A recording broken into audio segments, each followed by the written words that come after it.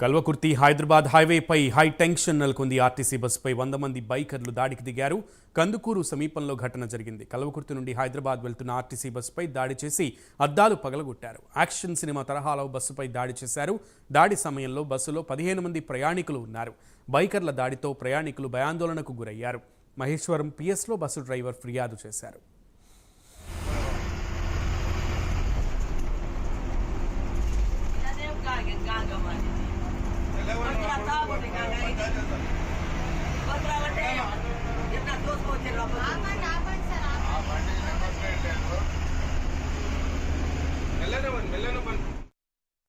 దీనికి సంబంధించి పూర్తి సమాచారం మా ప్రతినిధి హరిశంకర్ అందిస్తారు. హరి.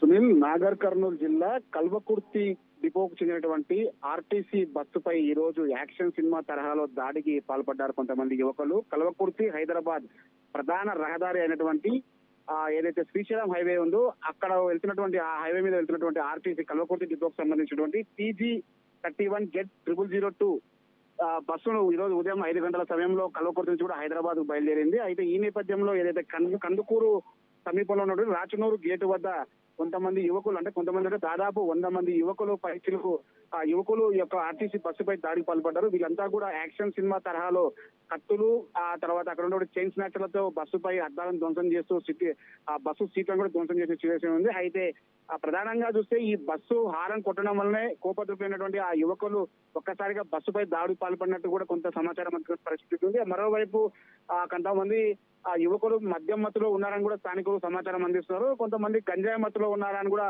అనుమానం వచ్చే పరిస్థితి నెలకొంది. అయితే బైకర్ల దాడితో ఒక్కసారిగా బస్సులో ప్రయాణిస్తున్నటువంటి 15 మంది ఏవైతే ప్రయాణికులు అంతా కూడా భయాందోళనకు గురయ్యారు. ఒక్కసారిగా 100కు 100కు డయల్ చేసి పోలీసులకు సమాచారం అందించింది. కందుకూరు వద్ద పోలీసుల బస్సును పూర్తిగా తనిఖీ చేసి కేసు నమోదు చేశారు. ప్రస్తుతం అయితే మహేశ్వరం పోలీస్ స్టేషన్ పరిధిలో ఫిర్యాదు చేసినటువంటి బస్సు డ్రైవర్ దానిపై కేసు నమోదు చేయడం జరిగింది.